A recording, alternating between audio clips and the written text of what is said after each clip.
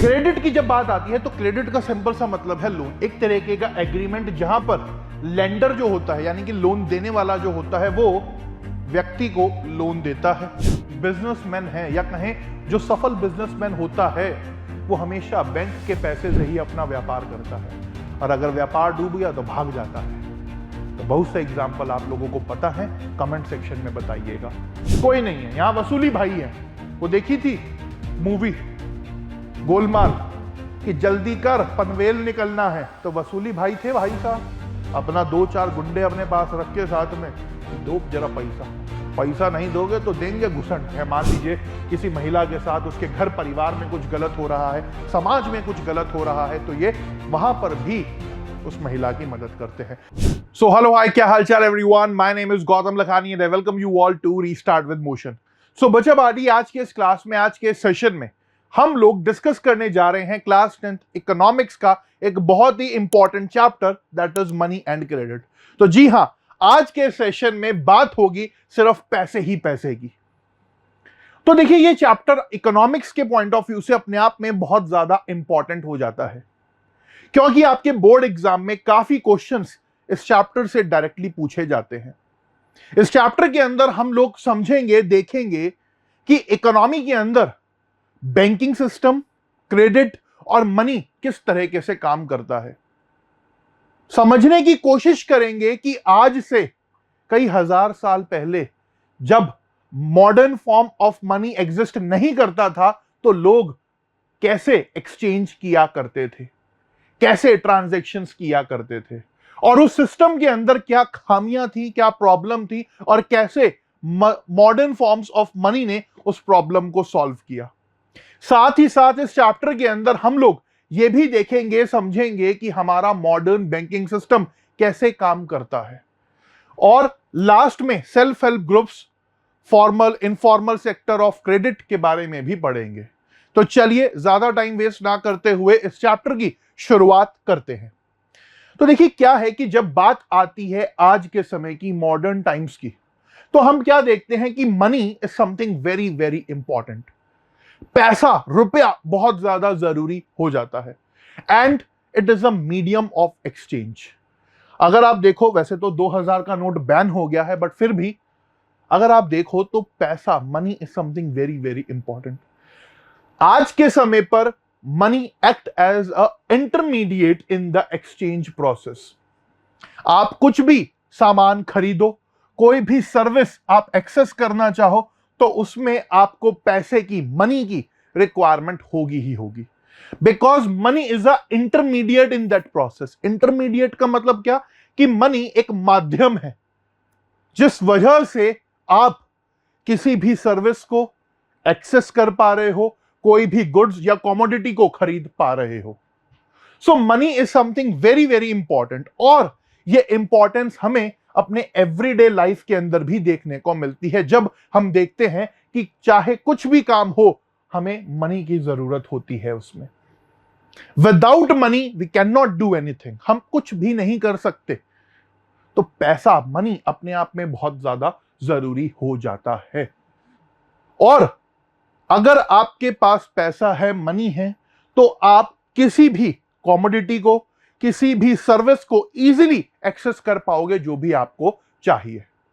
तो अगर ग्राफिक्स के थ्रू समझने की कोशिश करें, एनिमेशन के थ्रू समझने की कोशिश करें, तो आज के समय में एवरीडे लाइफ में आप बहुत सारे ट्रांजैक्शंस, बहुत सारा सामान खरीदते और बेचते हो जिसमें मनी की रिक्वायरमेंट है। आप चाहे शॉपिंग करने जाएं, कुछ भी सामान आपको खरीदना हो, तो उसके लिए आपको मनी की ही जरूरत होगी, और जो सामान आपको बेच रहा है वो भी बदले में आपसे क्या मांगेगा? मनी ही मांगेगा, पैसा ही मांगेगा। So money is something very very important. If you want to buy anything or if you want to sell anything, you need money for that. अगर आप कुछ भी सामान खरीदो तो पैसा दोगे, मनी खर्च करोगे, और अगर आप कुछ भी सामान बेचोगे तो भी पैसे की उम्मीद बदले में करोगे। So money is a intermediate in the process of exchange. तो आप चाहे डॉक्टर की सर्विस लेना चाहते हो, बीमार पड़ गए हो, चाहे स्कूल की फीस भरनी हो, तो पैसा चाहिए भैया। चाहे पार्ले जी बिस्किट खाना हो या मोमोज चाउमीन ही क्यों ना खाने हो, पैसा चाहिए भैया। So money is something very very important, और ये हम अपनी डेली लाइफ के अंदर देखते हैं। तो वो कहते हैं ना कि बाप बढ़ा ना भैया सबसे बड़ा रुपया। हालांकि कहावत है, कहा जाता है, but I don't believe in that. आगे की तरफ चलते हैं। तो मनी अपने आप में हमारे लिए क्या है, बहुत ज्यादा जरूरी हो जाता है। बट यहां पर एक क्वेश्चन हमें देखने को मिलता है कि why transactions are made in money. हम आज के समय पर मनी का इस्तेमाल क्यों करते हैं कुछ भी सामान खरीदने या बेचने में? तो देखो सिंपल सी बात है, रीजन सिंपल है। A person holding money can easily exchange it for any commodity और सर्विस दैट ही और शी माइट वांट। अगर आज के समय पर आपको कुछ भी चाहिए हो, तो अगर आपकी जेब में पैसा है, if you have money in your pocket, you can easily get it. तो मनी का होना बहुत ज्यादा जरूरी है। और ऐसा क्यों है? क्योंकि आज के समय में हर व्यक्ति यही उम्मीद करता है कि अगर वो अपने किसी गुड्स या सर्विसेज का एक्सचेंज कर रहा है तो इन रिटर्न बदले में उसको मनी मिले। आप चाहे किसी डॉक्टर के पास जाएं या स्कूल में फीस देने जाएं, तो अब ये नहीं चलेगा कि भैया जैसे एकलव्य ने अपना अंगूठा काट के दे दिया था काम हो जाएगा। नहीं, पैसा। डॉक्टर भी, अगर आप बुखार है, जुकाम है, खांसी है, आप डॉक्टर के पास गए कि सर दवाई दे दीजिए, तो वो भैया पहले आपसे अपना फीस लेगा, पर्चा बनवाएगा कि 300 रुपया जरा टेबल पर जमा कर देते।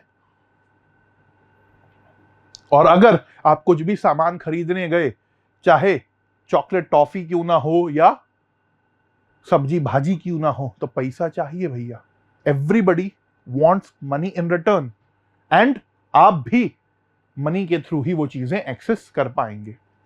बट क्वेश्चन यहां पर यह आता है कि जब हम आज के समय पर मनी का इस्तेमाल कर रहे हैं चीजें खरीदने बेचने में, तो आज से कई हजार साल पहले क्या होता था भैया? आज से कई हजार साल पहले क्या होता था? क्योंकि आज तो हमारे पास मनी है, हर देश की अपनी करेंसी है। अगर हम यूएसए की बात करें तो यूएसए के पास डॉलर है, यूरोप के पास यूरो है, भारत के पास इंडियन रुपी है। बट आज से कई हजार साल पहले क्या होता था? आज से कई हजार साल पहले क्या होता था, वो सबसे बड़ा क्वेश्चन हमारे सामने आ जाता है।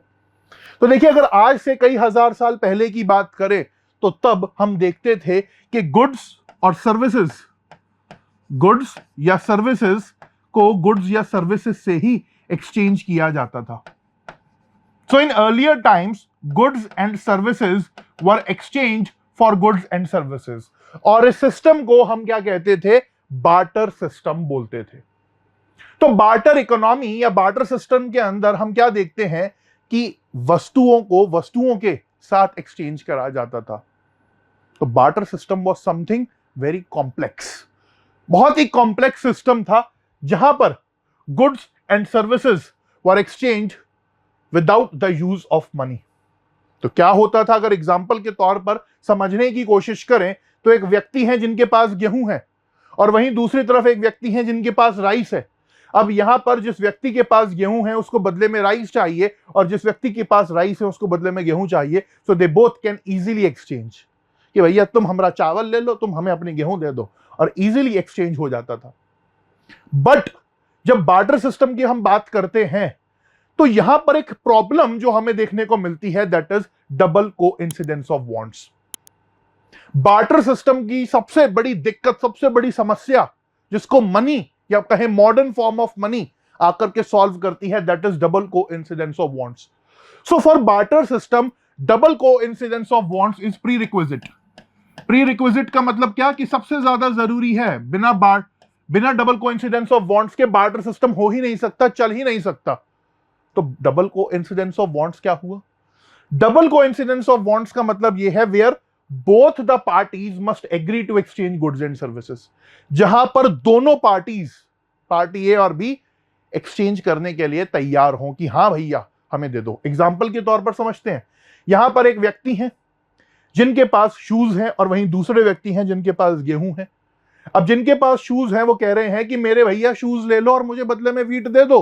बट ये कह रहे हैं कि भाई मैं तुम्हें वीट दे तो देता, बट मुझे शूज नहीं चाहिए, मुझे तो कपड़े चाहिए। अब यहां पर एक्सचेंज हो ही नहीं पाएगा, because double coincidence of wants यहां पर लैक करता है नहीं। बट वहीं अगर दूसरे तौर पर हम देखें तो ये व्यक्ति हैं जिनके पास कपड़े हैं और इनके पास शूज है। अब जिस व्यक्ति के पास कपड़े हैं उन्होंने कहा कि मुझे शूज चाहिए और शूज वाले व्यक्ति ने कहा मुझे कपड़े चाहिए, तो यहां पर डबल कोइंसिडेंस ऑफ वांट्स हमें फुलफिल होता हुआ देखने को मिल रहा है, because here both the parties are ready, are agree to exchange their goods and services. So double coincidence of wants should be fulfilled in the barter system, और यही सबसे बड़ी प्रॉब्लम है। हमेशा नहीं होगा कि भैया जूते के बदले में कोई कपड़ा खरीदने वाला मिल जाएगा। बार्टर सिस्टम की और भी बहुत सारी समस्याएं थी जिसको आप आगे 11th क्लास में पढ़ोगे। जैसे कि अगर भैया यहां पर देखें तो वैल्यू फिक्स नहीं हो पाएगी, वैल्यू डिफर करेगी। शूज क्या पता महंगे हो, कपड़े क्या पता सस्ते हो, अपोजिट भी हो सकता है, वाइस वर्सा। तो बार्टर सिस्टम की जो सबसे बड़ी प्रॉब्लम थी that was double coincidence of wants, यानी कि दोनों पार्टीज का एग्री होना गुड्स और सर्विसेज को एक्सचेंज करने के लिए। और इस प्रॉब्लम को, बार्टर सिस्टम की इस प्रॉब्लम को सॉल्व करा मॉडर्न फॉर्म्स ऑफ मनी ने। तो जब बात आती है मनी की, तो money eliminates the need for double coincidence of wants. आज के समय पर क्या है कि हर किसी को पैसा चाहिए, मनी चाहिए, एवरीवन एक्सेप्ट्स मनी। अगर आपके जेब में पैसा है तो आप चाहें तो भैया शूज खरीद लीजिए, कपड़े खरीद लीजिए, फार्मर से कुछ गेहूं खरीद लीजिए, या किसी कुम्हार से कोई पॉटरी वगैरह खरीद लीजिए। सो एवरीबडी इज ओके कि हाँ भैया पैसा दो और तमाशा देखो। सो money eliminates the problem of double coincidence of wants which was there in the barter system। आज बहुत आसान है। आपने कहा हाँ जी कितने पैसे हुए बताइए जरा, तो उन्होंने कहा भाई साहब 1000 रुपया हो गया, और आपने निकाल के 2 500 के नोट रख दिए टेबल पे कि लो ऐश करो। सो money eliminates the problem of double coincidence of want and it act as an intermediate in the exchange process। तो मनी आज के डेट में एक माध्यम है, इंटरमीडिएट है एक्सचेंज प्रोसेस का। और जब हम यहां पर बात करते हैं मॉडर्न फॉर्म्स ऑफ मनी की, तो मॉडर्न फॉर्म्स ऑफ मनी में 2 इंपॉर्टेंट चीजें शामिल हैं। मॉडर्न फॉर्म्स ऑफ मनी में सबसे पहले हम बात करते हैं करेंसी की, जिसमें आपके पेपर नोट्स और क्वाइंस हमें देखने को मिलते हैं। So modern forms of money में सबसे पहला आ जाता है करेंसी, और करेंसी में पेपर नोट्स और क्वाइंस हमें देखने को मिलते हैं। पहले के समय में क्या होता था कि प्रीशियस मेटल्स का इस्तेमाल करा जाता था। राजा महाराजाओं के टाइम पर गोल्ड, सिल्वर, कॉपर चला करते थे क्वाइंस बनाने के लिए, बट आज ऐसा नहीं है। आज अगर हम देखें तो आज प्रीशियस मेटल्स का इस्तेमाल नहीं करा जाता क्वाइंस वगैरह बनाने के लिए। एंड मनी जो है वो हर जगह एक्सेप्टेड है as a medium of exchange, because इसको गवर्नमेंट ने ऑथराइज करा है। अगर हम बात करें भारत की ही, तो भारत के अंदर हम क्या देखते हैं कि reserve bank of India is responsible for issuing currency notes on the behalf of central government. Central government ने रिजर्व बैंक ऑफ इंडिया को ऑथराइज करा है कि भैया आप हमारे बिहाफ पर क्या करें, करेंसी इशू करें।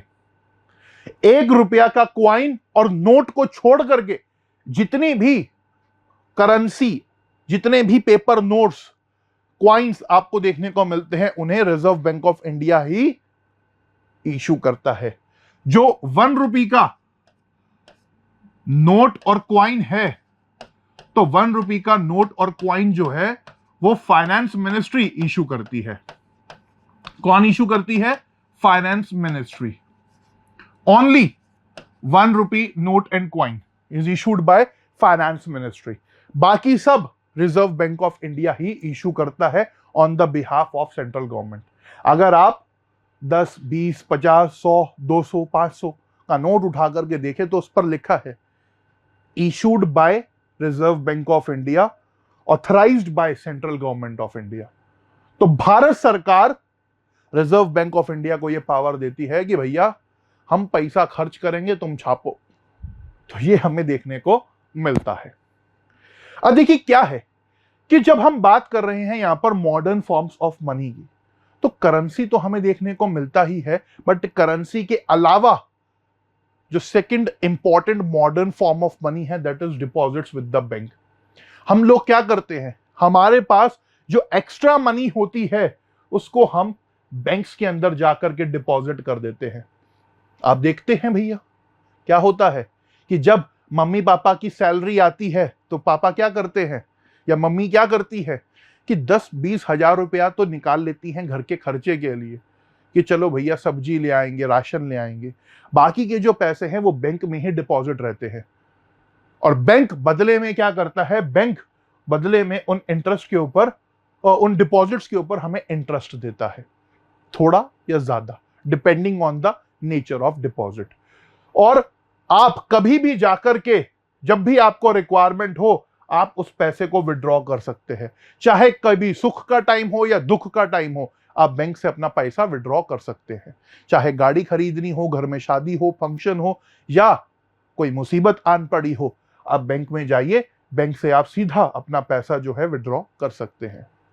डिपॉजिट्स विद द बैंक की ही एक फैसिलिटी है चेक। अगर आपके बैंक अकाउंट में पैसा है तो आप खुद भी जाकर के बैंक से पैसा विड्रॉ कर सकते हैं या आप चेक का इस्तेमाल करके किसी दूसरे को अगर आपको पेमेंट करनी है तो आप कर सकते हैं। चेक क्या है? चेक एक तरीके का पेपर है जो बैंक को इंस्ट्रक्ट करता है कि भैया हमरे खाते में से ये अमाउंट आप इस पर्टिकुलर इंडिविजुअल को दे दो। इस तरीके से कुछ चेक हमें देखने को मिलता है। एनिमेशंस के थ्रू इसे और बेहतर तरीके से समझें तो देखिए होता क्या है कि जब डिपॉजिट्स विद द बैंक की हम बात करते हैं तो लोग क्या करते हैं, बैंक के अंदर जाकर के अपना पैसा डिपॉजिट कर देते हैं। जो एक्स्ट्रा कैश होता है वो एक आम नागरिक जाकर के बैंक में डिपॉजिट करता है और बैंक उस पर आपको क्या करता है, इंटरेस्ट पे करता है। आप जब मर्जी चाहें तो आप अपना पैसा भी जाकर के क्या है, बैंक से निकाल सकते हैं जब भी आपको जरूरत हो। तो इसको हम बोलते हैं डिमांड डिपॉजिट। नाम से ही पता लग रहा है डिमांड डिपॉजिट कि भैया जो हमने पैसा डिपॉजिट करा है वो कभी भी हम डिमांड करके निकाल सकते हैं। So demand deposits are something very very important which can be withdrawn any time from the bank and banks give us interest on these deposits.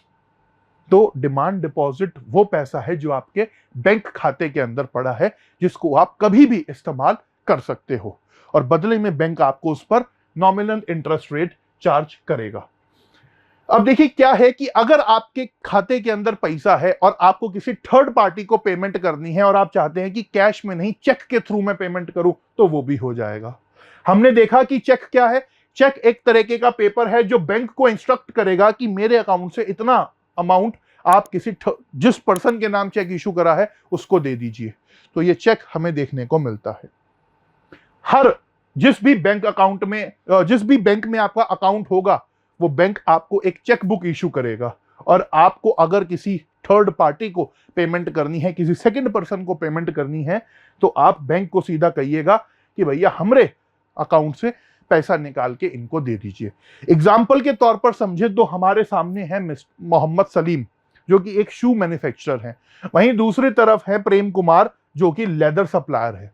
अब मोहम्मद सलीम क्या करते थे, जूता बनाने के लिए, शू बनाने के लिए प्रेम कुमार जी से लेदर लिया करते थे। अब जब मोहम्मद सलीम की बारी आई प्रेम कुमार जी को पेमेंट करने की तो इन्होंने क्या कहा कि भैया हम आपको चेक के थ्रू ही पेमेंट करेंगे, व्यापार जो होगा वो एक नंबर में होगा तो चेक के थ्रू ही आपको पेमेंट करी जाएगी। प्रेम कुमार जी ने कहा ठीक है भाई साहब कोई दिक्कत नहीं। तो मोहम्मद सलीम ने क्या करा जी, अपना लिख दिया, तारीख डाली सबसे पहले कि आज की तारीख है, मतलब इस तारीख को ये चेक प्रेम कुमार जी यूज कर सकते हैं। तो मोहम्मद सलीम ने सबसे पहले यहां पर तारीख डाली, तारीख के बाद नाम लिख दिया कि भैया प्रेम कुमार जी को मैं चेक इशू कर रहा हूं और पैसा लिख दिया कि 57,000 रुपीज मुझे देने हैं। और साथ में ओनली लिखना बहुत जरूरी है क्योंकि प्रेम कुमार आगे ना लिख लें कुछ कि 57,000 के आगे भी कुछ लिख मारे।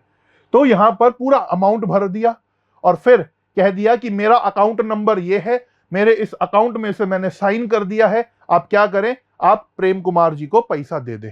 तो मोहम्मद सलीम ने ये चेक प्रेम कुमार जी को दिया, प्रेम कुमार ने जाकर के ये चेक बैंक में लगा दिया और अब काम शुरू हुआ बैंक का।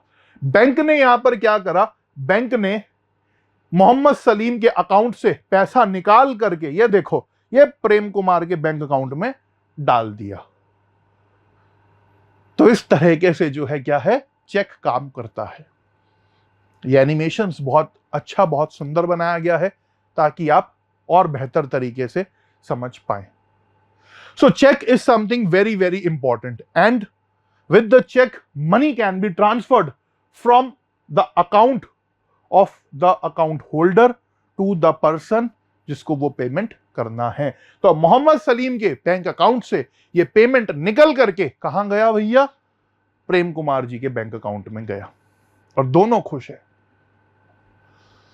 सो जब बात आ रही है यहां पर मॉडर्न फॉर्म्स ऑफ मनी की, तो मॉडर्न फॉर्म्स ऑफ मनी में हमें करेंसी जिसके अंदर पेपर नोट और क्वाइन शामिल है और साथ में डिमांड डिपॉजिट्स देखने को मिलते हैं। डिमांड डिपॉजिट का ही एक तरीका है चेक। बाकी आप चाहें तो खुद भी बैंक जाकर के एक विड्रॉल स्लिप होती है, भरिए, बैंक अकाउंट से पैसा निकाल लीजिए। या आज के समय पर आप देखते हो कि यूपीआई हो गया, डेबिट कार्ड जिसे हम एटीएम कार्ड भी बोलते हैं, ये सब डिमांड डिपॉजिट्स के ही क्या है, टाइप है, डिमांड डिपॉजिट को यूज करने के तरीके हैं। एटीएम कार्ड में क्या है कि आप बैंक एटीएम में जा रहे हैं और वहां पर जाकर के कह रहे हैं कि मेरे अकाउंट से इतना पैसा निकाल दो, पैसा होगा तो निकल जाएगा। यूपीआई में भी आप यही कर रहे हैं, है ना। तो they are the digital ways of withdrawing money from your account. अब देखिए क्या है कि जब यहां पर हम बात करते हैं बैंक्स की, तो बैंक्स का सबसे इंपॉर्टेंट काम जो है वो है क्रेडिट सप्लाई मेंटेन करना, या कहें लोन फैसिलिटीज आम जनता को देना। बैंक क्या करते हैं कि आम लोगों को, आम जनता को उनके रिक्वायरमेंट के हिसाब से लोन्स प्रोवाइड करते हैं। तो देखिए क्या हो रहा है कि जो पैसा आपने बैंक के अंदर डिपॉजिट करा, बैंक उसका स्मॉल प्रोपोर्शन, उसका बहुत छोटा प्रोपोर्शन, लगभग 15% एज अ कैश अपने पास रखेगा और बचा हुआ 85% जो है, मेजॉरिटी ऑफ द पोर्शन जो है, बैंक क्या करेगा, उसको क्या करेगा, लोगों को लोन के लिए दे देगा। So bank use the major portion of the deposits to extend loans.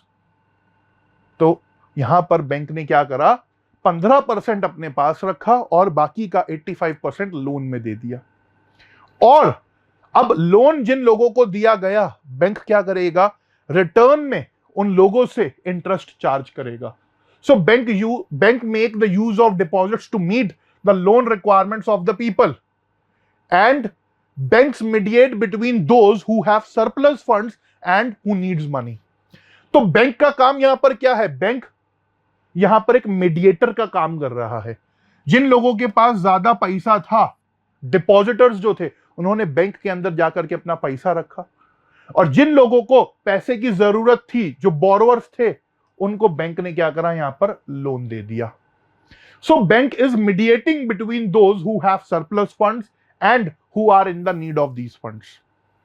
और यहां पर बैंक क्या करता है, एक हायर इंटरेस्ट रेट चार्ज करता है लोन्स पर और कम इंटरेस्ट रेट देता है डिपॉजिटर्स को, और जो बीच का इनकम बचता है वही बैंक का क्या है, मेन सोर्स ऑफ इनकम है। अगर एक और बेहतर तरीके से आप इसको समझो तो देखो क्या हो रहा है यहां पर।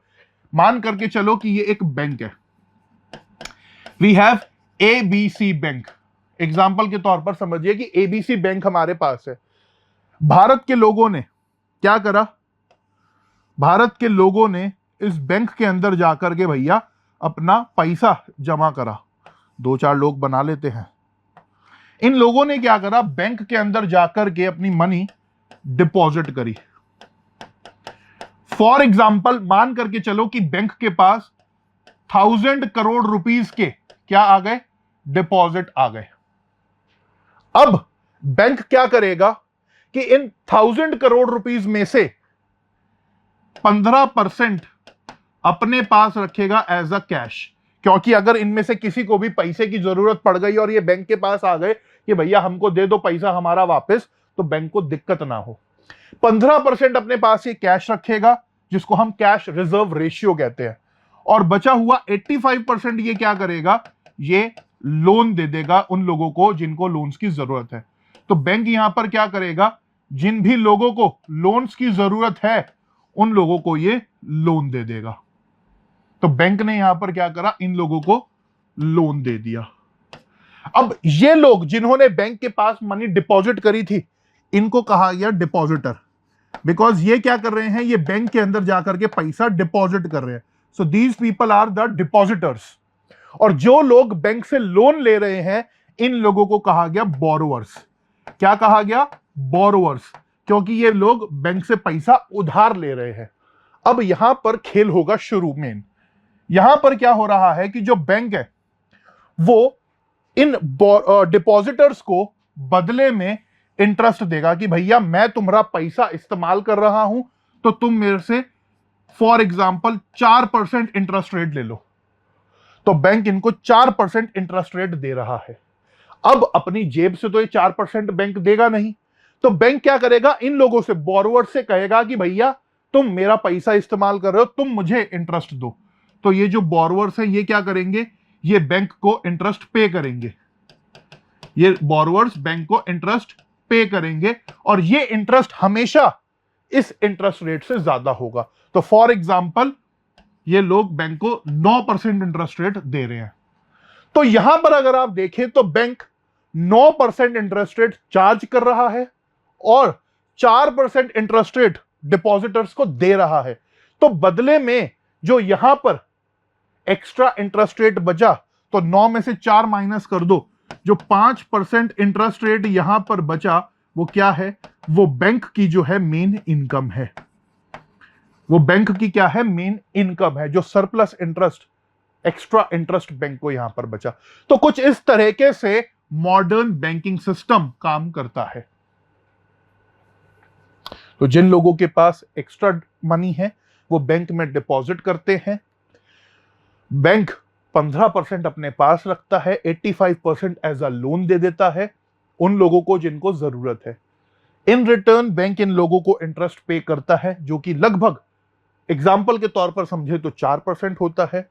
बदले में बैंक बोरोवर से इंटरेस्ट चार्ज करता है, जो हमेशा इंटरेस्ट पे से ज्यादा होगा, तो 9% फॉर एग्जाम्पल। और जो सरप्लस इंटरेस्ट यहां पर रहा वो बैंक का क्या हो गया, मेन सोर्स ऑफ इनकम हो गया, जो कि लगभग 5% बैठता है। So what banks are doing in the economy, they are using surplus funds to give loans to the people. And जो इंटरेस्ट वो चार्ज कर रहे हैं और जो इंटरेस्ट वो दे रहे हैं, जो बीच का इंटरेस्ट बचता है, that is the main source of their income.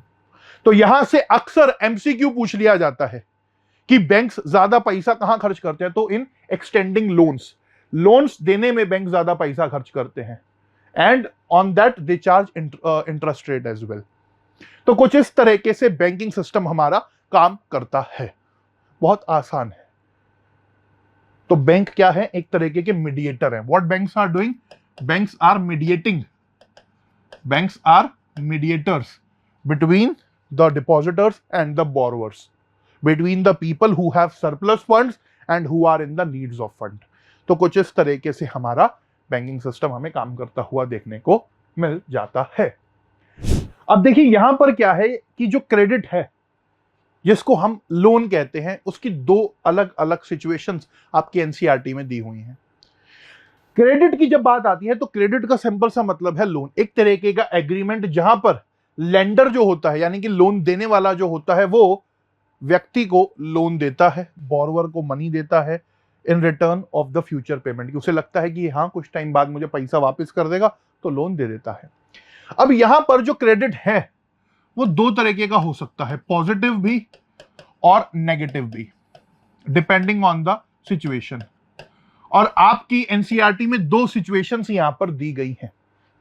Positive situation की अगर हम यहां पर बात करें तो सिचुएशन 1, जहां पर सलीम है, एक शू मैन्युफैक्चरर, वो जूता बनाते हैं, फेस्टिवल का टाइम आ रहा है और सलीम देखते हैं कि भैया अगर अब मुझे लोन मिल जाएगा, क्रेडिट मिल जाएगा, तो क्या है कि जो मेरा प्रोडक्शन है उसको मैं बढ़ा सकता हूं, अपने शूज मैन्युफैक्चरिंग को बढ़ा सकता हूं और टाइमली प्रोडक्शन को कंप्लीट करके अपनी अर्निंग को बढ़ा सकता हूं, पैसा कमा सकता हूं। तो सिचुएशन 1 में क्या है कि यहां पर फायदा हमें होता हुआ देखने को मिल रहा है कि जो सलीम थे शू मैन्युफैक्चरर, उन्होंने जूता बनाया, टाइमली प्रोडक्शन करा, प्रोडक्शन बढ़ा और उनकी इनकम इंक्रीज हो गई। So this is the positive use of credit, ये पॉजिटिव यूज है। बट वहीं जब बात आती है सिचुएशन 2 की, तो सिचुएशन 2 में आपकी बुक में स्वप्ना का एग्जाम्पल दिया हुआ है जो खेती करती हैं।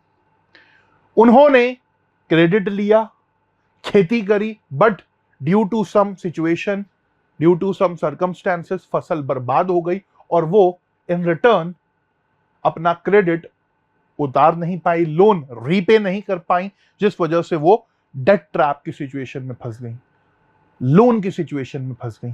तो यहां पर सिचुएशन 2 नेगेटिव हो जाती है, where credit pushes the person, the borrower in a situation where the recovery is very painful, जहां से निकलना मुश्किल है। और इस सिचुएशन को हम क्या कहते हैं?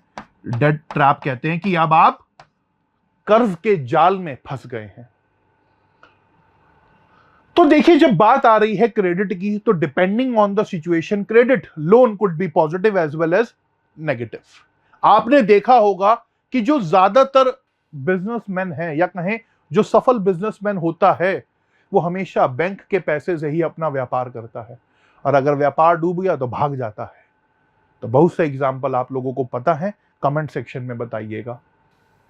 So for running a business credit is something very important, और हम देखते हैं कि बैंक्स यहां पर वो काम करते हैं।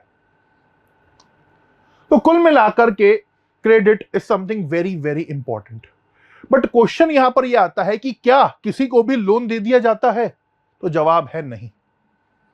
There are certain terms when it comes to credit. तो क्रेडिट को लेकर के 4 इंपॉर्टेंट चीजें हमें देखने को मिलती हैं, जिन्हें हम टर्म्स ऑफ क्रेडिट कहते हैं। सबसे पहला है भैया इंटरेस्ट रेट, कि ब्याज कितना लेंगे। दूसरा आ जाता है कोलेट्रल, कि लोन के बदले में गिरवी क्या रखोगे। तीसरा आ जाता है डॉक्यूमेंटेशन, कि भैया कागज पत्र पूरे हैं या नहीं। और चौथा आ जाता है मोड ऑफ रीपेमेंट, कि भैया जो लोन ले रहे हो वापस कैसे करोगे। तो जब बात आती है टर्म्स ऑफ क्रेडिट की, so first and the most important term of credit is interest rate. तो इंटरेस्ट रेट में क्या है कि जो लेंडर है, जो व्यक्ति पैसा उधार दे रहा है, वो बोरोवर से बदले में इंटरेस्ट चार्ज करेगा, कुछ ब्याज चार्ज करेगा। दूसरा है कोलेट्रल। कोलेट्रल क्या है कि मान लीजिए जो व्यक्ति लोन ले रहा है वो लोन रीपे करने में असक्षम है, नहीं पे कर पा रहा, तो क्या है कि जो कोलेट्रल है वो एक तरीके की एसेट होती है, एक तरीके की प्रॉपर्टी होती है, जिसको लेंडर बेच करके अपना पैसा वसूल सकता है। और डॉक्यूमेंटेशन वो होता है जिसमें सारी लिखा पढ़त होती है कि भाई साहब इनका आधार कार्ड, पैन कार्ड, बैंक की सैलरी स्लिप, ये सब वो सब। मोड ऑफ रीपेमेंट कि भैया पैसा कैसे वापस करोगे, ईएमआई के थ्रू वापस करोगे या सिंगल इंस्टॉलमेंट में वापस करोगे, कैसे वापस करोगे। तो डिफरेंट मोड्स ऑफ रीपेमेंट हमें देखने को मिलते हैं। सो ये 4 इंपॉर्टेंट टर्म्स ऑफ क्रेडिट हैं जो कि बहुत जरूरी हो जाते हैं। तो कोलेट्रल, जैसे कि मैंने आपको बताया, एक तरीके की सिक्योरिटी है जो लेंडर लोन के एवज में डिमांड कर सकता है बोरोवर से, कि भैया तेरा कोई भरोसा नहीं, कल को तू भाग गया, बर्बाद हो गया, तो मैं उसको बेच करके अपने पैसे तो पूरे कर लूंगा। तो ये क्या रहती है? एक तरीके की एसेट रहती है। तो जैसे कि अगर हम यहां पर बात करें land, building, life stock, vehicle, ये सब क्या है? एक तरीके का कोलेट्रल का पार्ट है, एसेट्स है। तो हम देखते हैं कि जो बड़े बड़े बिजनेसमैन होते हैं, बड़े बड़े किसान होते हैं, वो क्या करते हैं? अपनी जमीनें गिरवी रख देते हैं, बिल्डिंग्स गिरवी रख देते हैं। जो छोटा किसान होता है वो लाइफ स्टॉक, जानवरों को गिरवी रख देता है।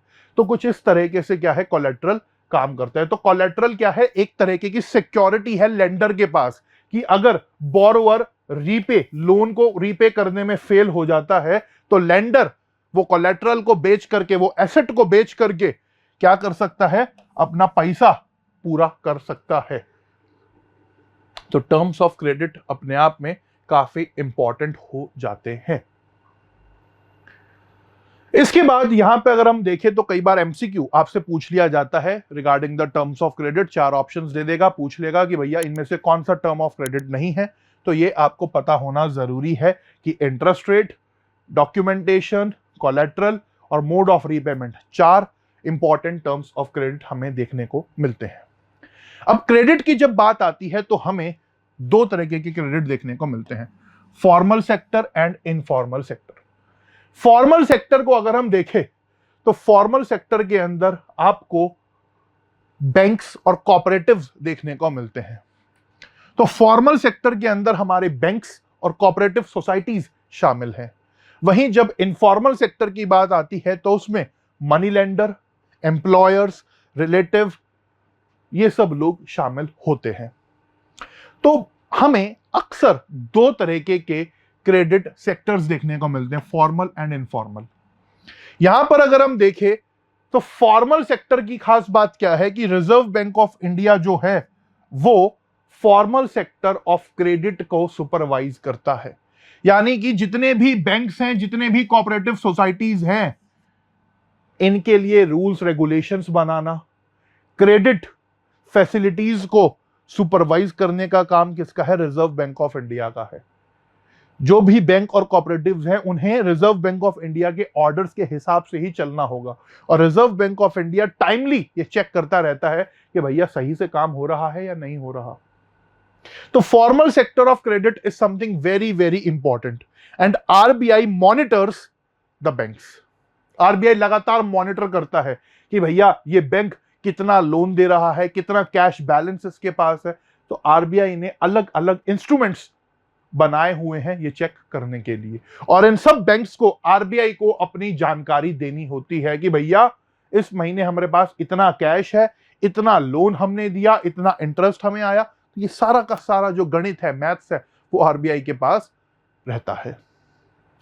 तो देखिए फॉर्मल सेक्टर ऑफ क्रेडिट की कुछ खास बातें जो हमें यहां पर देखने को मिलती हैं, वो सबसे पहली तो यही हो गई कि भैया रिजर्व बैंक ऑफ इंडिया उसको एक तरीके से मॉनिटर कर रहा है। दूसरा, रिजर्व बैंक ऑफ इंडिया ये भी देखता है कि जो बैंक्स हैं वो लोन सिर्फ बड़े बड़े बिजनेसमैन और ट्रेडर्स को ही नहीं दे रहे, वो small cultivators, small scale industries और स्मॉल बोरोवर्स को भी दे रहे हैं या नहीं। तो आरबीआई कहीं ना कहीं ये भी चेक कर रहा है कि बैंक्स या फॉर्मल सेक्टर किस तरीके से क्रेडिट जनरेशन कर रहा है, लोन फैसिलिटीज प्रोवाइड कर रहा है। तो आरबीआई ये मेक श्योर करता है कि लोन या क्रेडिट फैसिलिटीज का फायदा सबको मिले, ना कि चुनिंदा प्रॉफिट मेकिंग बिजनेसेस या ट्रेडर्स को। इसके अलावा जब बात आती है यहां पर इनफॉर्मल सेक्टर की, तो इनफॉर्मल सेक्टर में ऐसा कोई भी ऑर्गेनाइजेशन नहीं है जो सुपरवाइज करे, कोई नहीं है। यहां वसूली भाई है। वो देखी थी मूवी गोलमाल कि जल्दी कर पनवेल निकलना है, तो वसूली भाई थे भाई साहब, अपना 2-4 गुंडे अपने पास रख के साथ में कि दो जरा पैसा, पैसा नहीं दोगे तो देंगे घुसंड, लठ मारेंगे आपको पकड़ के। तो जब बात आती है इनफॉर्मल सेक्टर की, तो इनफॉर्मल सेक्टर में कोई भी ऑर्गेनाइजेशन नहीं है जो क्रेडिट एक्टिविटीज को सुपरवाइज करे। एंड जब बात आती है इंटरेस्ट रेट की, तो फॉर्मल लेंडर्स जो हैं यहां पर क्या कर रहे हैं, इनफॉर्मल लेंडर्स जो हैं यहां पर ज्यादा इंटरेस्ट रेट चार्ज कर रहे हैं compare to the formal lenders. यानी कि फॉर्मल सेक्टर के अंदर इंटरेस्ट रेट जो है वो लो चार्ज किया जाता है, लो इंटरेस्ट चार्ज। और वहीं अगर हम बात करें इनफॉर्मल सेक्टर की, तो इनफॉर्मल सेक्टर में इंटरेस्ट रेट जो है वो हाई चार्ज करा जाता है। ये सबसे बड़ा ड्रॉबैक हमें यहां पर देखने को मिलता है। और इसी वजह से जो कॉस्ट ऑफ बोरोइंग है वो इनफॉर्मल सेक्टर के अंदर ज्यादा हो जाती है। अब देखो कॉस्ट ऑफ बोरोइंग यहां पर ज्यादा कैसे हुई वो थोड़ा सा समझते हैं। कॉस्ट ऑफ बोरोइंग को अगर हमें कैलकुलेट करना है तो अब आप ये ध्यान से समझिएगा, जो एग्जाम्पल हम अब देखेंगे। यहां पर हमारे सामने 2 व्यक्ति हैं, मिस्टर ए और मिस्टर बी। मिस्टर ए समझदार थे, इन्होंने फॉर्मल सेक्टर से, बैंक या कोऑपरेटिव से मान करके चलो कि भैया 1 लाख रुपीस का लोन लिया। वहीं मिस्टर बी थोड़े से मजबूर थे, परेशान थे, उन्होंने इनफॉर्मल सेक्टर से 1 लाख रुपीस का लोन लिया। दोनों ने 1-1 लाख रुपए का लोन लिया। दोनों ने 1-1 लाख रुपए को अपने बिजनेस के अंदर लगाया और बदले में जो अर्निंग हुई उस 1 लाख रुपए को लगाने से वो मान करके चलो कि यहां पर कितनी थी, 20,000 रुपीज, 20,000 रुपए हुई दोनों को। दोनों की जो अर्निंग थी वो भी सेम थी, कितनी, 20,000 रुपए। अब यहां पर जो इंटरेस्ट चार्ज करा जाता था, ये इंटरेस्ट देते थे 7%। तो इन्होंने क्या करा, 1 लाख रुपए के ऊपर 7,000 रुपए का इंटरेस्ट पे कर दिया और जो इनकम इनके पास बची, इनकम रिमेनिंग, वो कितनी थी, वो इनकम रिमेनिंग हो गई 20,000 में से 7,000 हमने काट दिए, बचे 13,000 रुपया।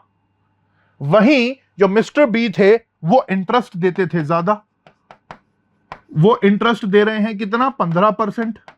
तो मिस्टर बी 1 लाख रुपए के ऊपर इंटरेस्ट ही 15,000 रुपए दे रहे हैं भैया, और जो इनकम इनके पास बची वो कितनी बची, रिमेनिंग इनकम इज 5,000 ओनली। 20,000 में से 15,000 तो भाई साहब इंटरेस्ट में ही चला गया, तो बचे कितने, 5,000। तो कॉस्ट ऑफ बोरोइंग अगर आप देखो वो मिस्टर बी की क्या है, हायर है कंपेयर टू मिस्टर ए,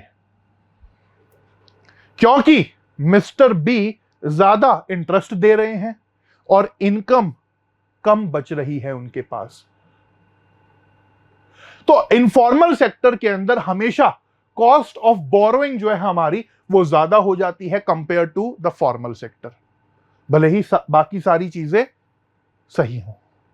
तो जब हम देखते हैं कि अमीर व्यक्ति अमीर हो रहा है और गरीब गरीब हो रहा है, उसके पीछे का सबसे बड़ा कारण यही है कि जो अमीर है वो क्या कर रहा है, वो बैंकिंग फैसिलिटीज का फायदा उठा रहा है, फॉर्मल सेक्टर से लोन ले रहा है, और जो गरीब व्यक्ति है उस तक फॉर्मल सेक्टर पूरी तरीके से, सही तरीके से पहुंच ही नहीं पा रहा, और वो मनी लेंडर्स और ट्रेडर्स के ऊपर डिपेंडेंट है कि भैया ठाकुर साहब जरा हमें लोन दे देते। देखा होगा पुरानी पिक्चरों में आपने। So cost of borrowing is always higher in the informal sector compared to the formal sector because of the higher interest rate charged by the informal sector. And always in informal sector, the remaining income is less because of the higher cost of borrowing. तो ये आपको समझना जरूरी है। तो जब बात आ रही है इनफॉर्मल सेक्टर की, तो हम लोगों ने देखा कि भैया इनफॉर्मल सेक्टर के अंदर कॉस्ट ऑफ बोरोइंग जो है हमारी ज्यादा हो गई, और ये मनी लेंडर्स वगैरह जो है इनफॉर्मल सेक्टर के अंदर क्या कर रहे हैं भैया, ज्यादा इंटरेस्ट रेट चार्ज कर रहे हैं। बट एक प्रॉब्लम क्या है कि जो फॉर्मल सेक्टर है वो आज भी रूरल पीपल, गांव के अंदर रहने वाले लोगों की आधी जरूरतें ही पूरी कर रहा है। अकॉर्डिंग टू 2019 डेटा, 2019 डेटा के हिसाब से लगभग 60 से 65% लोग रूरल इंडिया के अंदर ही क्या कर पा रहे हैं, फॉर्मल सेक्टर से लोन ले पा रहे हैं। आज भी 35 से 40% लोग are dependent on the informal sector, और ये इनफॉर्मल सेक्टर जो है हायर इंटरेस्ट रेट चार्ज करता है, जिस वजह से जो बोरोवर है उसकी इनकम कम हो जाती है। So most loans from informal lenders carry a very high interest rate and do little to increase the income of the borrower. तो हमने देखा कि मिस्टर बी की 5,000 ही आमदनी बची, बहुत कम, और 15,000 रुपया तो उन्होंने इंटरेस्ट ही पे कर दिया because of the higher interest rate. तो इनफॉर्मल सेक्टर के अंदर इंटरेस्ट रेट हमें ज्यादा देखने को मिलता है। तो जरूरी क्या है, गांव के अंदर लोगों को बेटर क्रेडिट फैसिलिटीज पहुंचाने के लिए जरूरी यह है कि हम बैंक्स और कोऑपरेटिव्स का नंबर ज्यादा करें, ताकि जो इनफॉर्मल सेक्टर के अंदर हमारे लोग हैं वो कम डिपेंडेंट, मतलब जो हमारे रूरल सेक्टर के अंदर लोग हैं वो इनफॉर्मल सेक्टर के ऊपर कम डिपेंडेंट हो जाएं। तो हम यहां पर क्या कर सकते हैं कि भैया जो बैंक्स और कोऑपरेटिव्स हैं उनको रूरल एरिया के अंदर ज्यादा बढ़ाएं, ताकि रूरल एरिया में रहने वाले लोगों की जो डिपेंडेंसी है इनफॉर्मल सेक्टर के ऊपर वो कम हो जाए। तो अगर हम सही मायने में चाहते हैं कि हमारे गांव प्रगति करें, हमारा किसान प्रगति करे, गरीब व्यक्ति प्रगति करे, तो जरूरी क्या है कि रूरल एरियाज के अंदर, गांव देहात के अंदर फॉर्मल सेक्टर ऑफ क्रेडिट को इंक्रीज करने की जरूरत है। बैंक्स और कोऑपरेटिव्स को प्रमोट करने की जरूरत है कि वो ज्यादा से ज्यादा लोन रूरल पीपल को दे, ताकि इनफॉर्मल सेक्टर के ऊपर मनी लेंडर्स, ट्रेडर्स के ऊपर उनकी डिपेंडेंसी कम हो जाए। तो ये करना यहां पर क्या है, ज्यादा जरूरी हो जाता है। अब इसके अलावा अगर आप यहां पर देखो तो डेटा क्या कहता है, डेटा यही कहता है कि जो फॉर्मल सेक्टर है वो कहीं ना कहीं रिच और जो एक बेटर हाउस होल्ड्स हैं उनकी क्रेडिट रिक्वायरमेंट्स को पूरी कर रहा है, और जो पुअर सेक्टर है वो इनफॉर्मल सेक्टर के ऊपर ही डिपेंडेंट है। तो according to official government datas, formal sector is fulfilling the needs of richer sectors and the rich households of the society, whereas the poor people are dependent on the informal sector for the loans. तो गरीब व्यक्ति informal sector के ऊपर dependent है, वहीं जो अमीर व्यक्ति हैं, जो रिच पीपल हैं, वो फॉर्मल सेक्टर से लोन ले रहे हैं। और कई तो लोन नहीं रीपे कर पाए तो भैया भाग गए, विजय माल्या, मेहुल चौकसी, नीरव मोदी और भी कुछ लोग। तो ये सब चीजें हमें यहां पर देखने को मिलती हैं, और ये एक बहुत बड़ी प्रॉब्लम भी है कि भैया रूरल एरियाज के अंदर लोग इनफॉर्मल सेक्टर के ऊपर डिपेंडेंट है। और यहां से आपके एग्जाम में कई बार क्वेश्चन भी पूछा जा सकता है कि how can we decrease the dependency of rural people on the informal sector. तो आपको यही लिखना है कि भैया by promoting banks and cooperatives, by promoting formal sector institutions in the rural areas, we can decrease the dependency of rural people on the informal sector.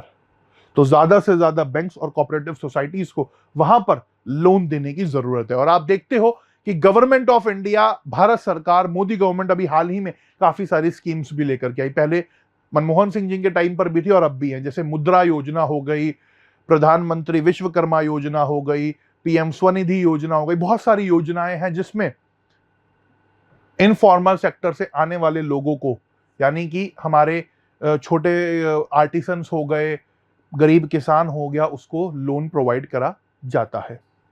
तो ये सब चीजें हमें यहां पर देखने को मिलती हैं। इसके अलावा क्या है कि अगर हम सही मायनों में चाहते हैं कि हमारा देश प्रगति करे, तरक्की करे, तो इक्वल क्रेडिट डिस्ट्रीब्यूशन बहुत जरूरी है और फॉर्मल सेक्टर ज्यादा से ज्यादा लोन डिस्ट्रीब्यूट करे, ताकि इनकम जनरेशन बढ़ सके, वेल्थ जनरेशन बढ़ सके। साथ ही साथ अगर हम यहां पर देखें तो एक बहुत इंपॉर्टेंट इंस्टीट्यूशन रूरल एरियाज के अंदर आता है, सेल्फ हेल्प ग्रुप। तो जैसे कि हमने देखा कि भैया रूरल एरियाज के अंदर, गांव देहात के अंदर लोग जो हैं इनफॉर्मल सेक्टर के ऊपर क्या है भैया, डिपेंडेंट है, इनफॉर्मल सेक्टर के ऊपर डिपेंडेंट है। तो इस डिपेंडेंसी को कम करने के लिए सेल्फ हेल्प ग्रुप्स का एक बहुत इंपॉर्टेंट रोल हमें देखने को मिला। सेल्फ हेल्प ग्रुप्स क्या है, ये एक तरीके का इनफॉर्मल इंस्टीट्यूशन ही है। ये क्या है, ये इनफॉर्मल इंस्टीट्यूशन ही है, फॉर्मल में ये नहीं आएगा, ये इनफॉर्मल इंस्टीट्यूशन ही है। बट ये बाकी इनफॉर्मल इंस्टीट्यूशन से, मनी लेंडर्स, एम्प्लॉयर से कम इंटरेस्ट रेट चार्ज करता है। अब देखिए सेल्फ हेल्प ग्रुप्स में क्या होता है कि जब बात आती है सेल्फ हेल्प ग्रुप्स की, तो सेल्फ हेल्प ग्रुप्स में कुछ लोग इकट्ठा हुए और इन्होंने अपना सेविंग्स पूल करनी शुरू करी, कलेक्ट करनी शुरू करी। फॉर एग्जांपल 15-20 महिलाएं इकट्ठी हुई और कहा कि भैया हम अपनी सेविंग्स इकट्ठा करते हैं, हर महीने कुछ पैसा हम इकट्ठा करेंगे, और इनमें से जिस भी महिला को क्रेडिट की जरूरत होगी, पैसे की जरूरत होगी, उसको यहां पर दे दिया जाएगा कम इंटरेस्ट रेट पर। So a self help group has 15 to 20 members, usually belonging to one neighborhood, who meet and save regularly. Saving per member varies from 25 rupees to 100 or more depending on the ability of the people to save. तो यहां पर हम क्या देख रहे हैं कि ये महिलाएं अपने अपने हिसाब से हर महीने मिलती हैं, पैसा इकट्ठा करती हैं, और जिस भी महिला को इनमें से या जिस भी व्यक्ति को क्रेडिट की जरूरत है, लोन की जरूरत है, उसको लोन दे दिया जाता है कम इंटरेस्ट रेट पर compare to other informal sectors of credit. तो सेल्फ हेल्प ग्रुप आता तो इनफॉर्मल सेक्टर के अंदर ही है तो इनफॉर्मल इंस्टीट्यूशन ही, बट ये बाकी इनफॉर्मल सेक्टर से मनी लेंडर्स, ट्रेडर्स, एम्प्लॉयर्स, उनसे कम इंटरेस्ट रेट चार्ज करता है। एंड जब बात आती है यहां पर मेंबर्स की, so these members themselves take the decision. ये मेंबर्स ही खुद क्या करते हैं, डिसीजन लेते हैं। और जैसे कि मैंने बताया कि जो ग्रुप है ये कम इंटरेस्ट चार्ज करता है मनी लेंडर्स और बाकी इनफॉर्मल सेक्टर से, और लगातार इनकी परफॉर्मेंस के बेसिस पर जब ये बैंक के अंदर जाकर के पैसा जमा करते रहते हैं और बैंक को दिखाते हैं कि भैया देखो हमारे मेंबर्स तो रेगुलरली पैसा सेव कर रहे हैं, पूल कर रहे हैं, जिन लोगों को हमने उधार दिया है वो हमें रिटर्न भी कर रहा है, तो कुछ टाइम बाद बैंक्स भी इन लोगों को क्या है, लोन दे देता है और ये अपना उसको और बेहतर तरीके से जो है अपने लोगों को जिनको जरूरत है पैसे की उनको दे देते हैं, ताकि ज्यादा से ज्यादा self employment opportunities rural areas के अंदर जनरेट करी जाए। तो self help groups rural areas के अंदर स्पेशली फॉर द वुमेन बहुत इंपॉर्टेंट रोल प्ले करते हैं। तो जब बात आती है वुमेन एम्पावरमेंट की, महिला सशक्तिकरण की, तो सेल्फ हेल्प ग्रुप्स भारत के गांव में बहुत इंपॉर्टेंट रोल प्ले कर रहे हैं, जहां पर लोग मिल करके पैसा इकट्ठा कर रहे हैं, एक दूसरे की जरूरतों को पूरा कर रहे हैं, और खास तौर पर ये महिलाओं के सशक्तिकरण के लिए काम करते हैं। और यही नहीं, ये सोशल इश्यूज पर भी ध्यान देते हैं। मान लीजिए किसी महिला के साथ उसके घर परिवार में कुछ गलत हो रहा है, समाज में कुछ गलत हो रहा है, तो ये वहां पर भी उस महिला की मदद करते हैं। तो हम कह सकते हैं कि when it comes to self help groups, जब हम सेल्फ हेल्प ग्रुप्स की बात करते हैं तो self help groups plays a vital role in the economic and social upliftment of women's in the rural areas by making them self reliant, आत्मनिर्भर। तो self help groups जो है एक तरीके से दो फ्रंट पर काम कर रहा है, इकोनॉमिक भी और सोशल भी, और ये वुमेन एम्पावरमेंट और वुमेन अपलिफ्टमेंट के लिए एक बहुत बेहतरीन काम कर रहे हैं। इकोनॉमिक लेवल पर कैसे, ये महिलाओं को सेल्फ रिलायंट बना रहे हैं, आत्मनिर्भर बना रहे हैं, ताकि वो क्या कर सकें, वो सेल्फ एम्प्लॉयमेंट एक्टिविटीज के अंदर इन्वॉल्व हो सके, खुद का बिजनेस कुछ काम कर सकें। और वहीं सोशल लेवल की अगर हम यहां पर बात करें तो ये सोशल टबूज या जो रेस्ट्रिक्शंस हैं उनके खिलाफ आवाज उठा रहे हैं, और सही मायनों में वुमेन एम्पावरमेंट के लिए काम कर रहे हैं। तो सेल्फ हेल्प ग्रुप के साथ हमें ये चीज देखने को मिलती है। And self help group is very important topic from your exam point of view. तो रूरल एरियाज के लिए सेल्फ हेल्प ग्रुप्स अपने आप में क्या है, बहुत ज्यादा इंपॉर्टेंट हो जाते हैं। अर्बन एरियाज के अंदर भी आप देखते हो हमारी मम्मी, ताई जी, चाची जी, आस पड़ोस की आंटियां किट्टी पार्टी वगैरह करती है, तो ये उसी तरीके का एक तरीके से फंक्शन है या काम है, ठीक है। इसके अलावा अगर हम यहां पर देखें तो आपके बुक के अंदर एनसीईआरटी के अंदर बांग्लादेश की बात भी करी गई है। बांग्लादेश के अंदर भी रूरल एरियाज के अंदर क्रेडिट फैसिलिटीज को बेहतर करने के लिए मोहम्मद यूनुस ने ग्रामीण बैंक एस्टैब्लिश करा था। तो ग्रामीण बैंक ऑफ बांग्लादेश की अगर हम यहाँ पर बात करें तो रूरल एरियाज के अंदर रीजनेबल रेट पर गरीब लोगों की जो क्रेडिट नीड्स थी उनको फुलफिल करने के लिए बहुत इंपॉर्टेंट प्रोजेक्ट ये रहा। 1970s में इस प्रोजेक्ट को शुरू करा गया था और 2018 तक 9 मिलियन मेंबर्स इसके हमें देखने को मिलते हैं, और 81,600 विलेजेस ऑफ बांग्लादेश के अंदर आपको ग्रामीण बैंक ऑफ बांग्लादेश काम करता हुआ देखने को मिलता है।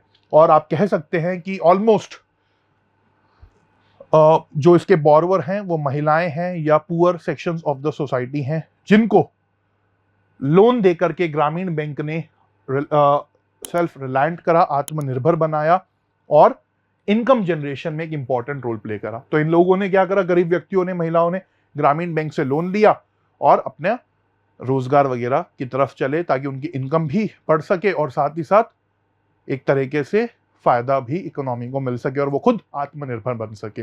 और जो ग्रामीण बैंक का आइडिया है वो किसका था? मोहम्मद यूनुस का था। इनको नोबेल प्राइज भी मिला था। और आज बांग्लादेश के अंदर जो आप देख रहे हो इतनी ज्यादा प्रॉब्लम्स हैं और जो गवर्नमेंट वहां पर है उसके इंटरिम प्राइम मिनिस्टर भी ये भाई साहब बने हुए हैं। He is leading the country right now. तो ये था ग्रामीण बैंक ऑफ बांग्लादेश के बारे में। अक्सर यहां से एक एमसीक्यू पूछ लिया जाता है कि भैया किसने फाउंड करा था, तो इन भाई साहब का नाम याद रखना, मोहम्मद यूनुस का। ठीक है, तो चलिए इसी के साथ ये चैप्टर हमारा फिनिश होता है। बहुत ही छोटा मजेदार चैप्टर था। इस चैप्टर के अंदर हम लोगों ने money as a medium of exchange को देखा, बार्टर सिस्टम की क्या प्रॉब्लम थी, डबल कोइंसिडेंस ऑफ वांट की क्या प्रॉब्लम थी उसको समझा, मनी कैसे डबल कोइंसिडेंस ऑफ वांट्स की प्रॉब्लम को सॉल्व करता है वो देखा। आगे चल करके हमने टर्म्स ऑफ क्रेडिट और क्रेडिट की बात करी। क्रेडिट की सिचुएशन को हमने समझा कि कैसे कहीं पर तो क्रेडिट पॉजिटिव रोल प्ले करता है और कहीं पर नेगेटिव डेट ट्रैप में फंसा देता है। साथ ही साथ हम लोगों ने यह भी डिस्कस करा कि किस तरीके से आज के समय पर जो फॉर्मल सेक्टर है वो रूरल पीपल की प्रॉब्लम्स, क्रेडिट नीड्स को फुलफिल नहीं कर पा रहा and rural people are more dependent on the informal sector जो ज्यादा इंटरेस्ट रेट पे करता है या चार्ज करता है। आगे हम लोगों ने सेल्फ हेल्प ग्रुप्स की बात भी करी कि वो कैसे रूरल एरियाज के अंदर स्पेशली महिलाओं को आत्मनिर्भर कर रही हैं और सोशल और इकोनॉमिक अपलिफ्टमेंट महिलाओं का कर रहे हैं। और लास्ट में ग्रामीण बैंक ऑफ बांग्लादेश की बारे में भी पढ़ा और मोहम्मद यूनुस को भी देखा। तो ये था आपका सेशन मनी एंड क्रेडिट का। आई होप आपको ये वीडियो पसंद आया होगा। ज्यादा से ज्यादा शेयर करिए। चैनल को सब्सक्राइब नहीं करा है तो make sure to subscribe the channel. So that's all for the day. Thank you so much everyone. Gautam Lakhani signing off. जय हिंद, जय Bharat. Thank you so much everybody.